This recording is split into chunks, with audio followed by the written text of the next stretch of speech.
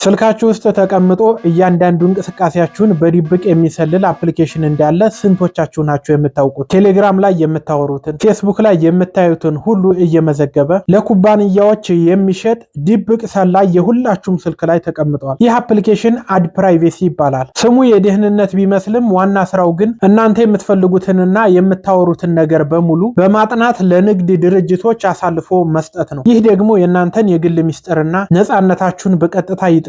እንዴት እንደሚስተካከል ላሳያችሁ። የሴቲንግ አፕሊኬሽን ግቡ። ከዛም ወደ ታች ወርዳችሁ አፕስ የሚለውን ተጫኑ። አፕሊኬሽኑን በድብቅ ስለሚያስቀምጡት አሁን እንደዚህ ስታደርጉት አታገኙትም። ስለዚህ ከላይ ይችን ነጥብ ነክታችሁ ሾው ሲስተም አፕ የሚለውን ስታበሩት እንደምትመለከቱት አድ ፕራይቬሲ የሚል ከዚህ ተከፍቶ ታገኙታላችሁ ማለት ነው። ይሄ ነው እንግዲህ የእናንተን እያንዳንዱ እርምጃ የሚከታተል። ለማስቆም ደግሞ ከላይ 3 ነጥብ ነክታችሁ ስፔሻል አክሰስ የሚለው ላይ ግቡ።